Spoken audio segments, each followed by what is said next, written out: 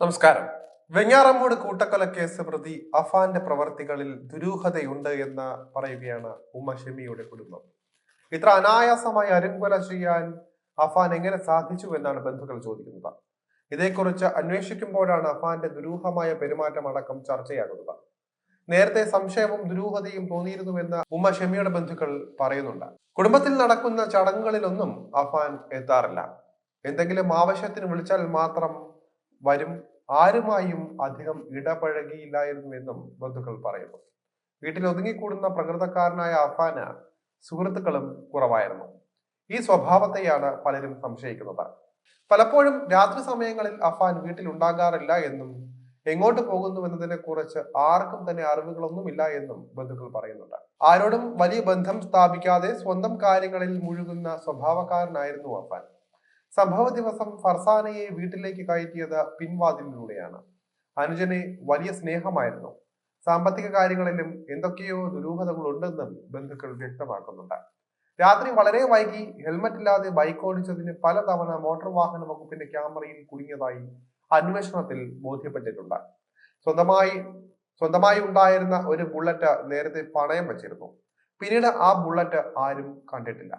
വീട്ടിലുണ്ടായിരുന്ന car ആദ്യം 2.5 ലക്ഷം രൂപയ്ക്ക് പണയം വെക്കുകയും പിന്നീട് 4 ലക്ഷം രൂപയ്ക്ക് വിറ്റ് അതിൽ 1 ലക്ഷം രൂപ സൗദിയിലുള്ള പിതാവിന് അയച്ചു കൊടുക്കുകയും ചെയ്തിരുന്നു. 8 വർഷം മുൻപ് 1 ലക്ഷത്തിലേറെ വില വരുന്ന ഫോൺ വാങ്ങി നൽകാത്തതിനാൽ അഫാൻ വീട്ടിൽ പ്രശ്നമുണ്ടാക്കിയിരുന്നുവെന്നും ബന്ധുക്കൾ പറയുന്നു. കടം വാങ്ങി ജീവിക്കുന്ന പ്രകൃതക്കാരനായിരുന്നു അഫാൻ. സാമ്പത്തിക പ്രതിസന്ധിയാണ് കൂട്ടക്കൊലയ്ക്ക് കാരണമെന്ന് പോലീസ് ഉറപ്പിക്കുന്നുണ്ട്. ആർഭാടത്തിനായും ആഡംബരത്തിനായും നടത്തിയ ക്രയവിക്രയങ്ങളാണ് ഇതിനെല്ലാം കാരണമെന്നും കരുതുന്നുണ്ട്. ഉമ്മയെ ആക്രമിച്ചതിൽ നിന്നാണ് കൊലപാതക പരമ്പരയുടെ തുടക്കം. മറ്റുള്ളവരെ കൊലപ്പെടുത്താൻ ചുറ്റിക വാങ്ങാനും പണം കടം വാങ്ങി. വെങ്ങാറമൂട്ടിലെ ധനകാര്യ സ്ഥാപനത്തിൽ നിന്ന് 1400 രൂപ കടം വാങ്ങിയാണ് കൊല്ലാനുള്ള ചുറ്റിക വാങ്ങുന്നത്. വലിയുമ്മയെ കൊലപ്പെടുത്തി കൈക്കലാക്കിയ മാല പണയം വെച്ച് 74,000 രൂപ വാങ്ങി. അതിൽ നിന്ന് 40,000 രൂപ കടം വാങ്ങിയ 4 പേർക്ക് തിരികെ കൊടുത്തു.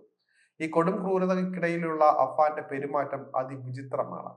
അഫാനും അമ്മയും സഹോദരനും അടങ്ങിയ കൊച്ചു കുടുംബത്തിന്റെ കടബാധ്യത 65 ലക്ഷം രൂപയാണ്. ബന്ധുക്കളും നാട്ടുകാരുമായി 13 പേരിൽ നിന്ന് ലക്ഷങ്ങൾ വാങ്ങിയതായി കണ്ടെത്തിയിട്ടുണ്ട്. 12 ലക്ഷം രൂപ കിട്ടിയ 2 ചിട്ടികളുടെ അടവ് മുടങ്ങി. ദിവസവും പണം തിരികെ ആവശ്യപ്പെട്ട ആളുകൾ എത്തിയതോടെ അഫാൻ അസ്വസ്ഥരായി. പണമില്ലാത്തതിനാൽ പിതാവിന് നാട്ടിലെത്താനും സാധിക്കുന്നില്ല. 3 പേരെ കൊന്ന ശേഷം വീട്ടിലെത്തിയ അഫാൻ അമ്മയ്ക്ക് ജീവനുണ്ട് എന്ന് കണ്ടപ്പോൾ വീണ്ടും ആക്രമിച്ചു.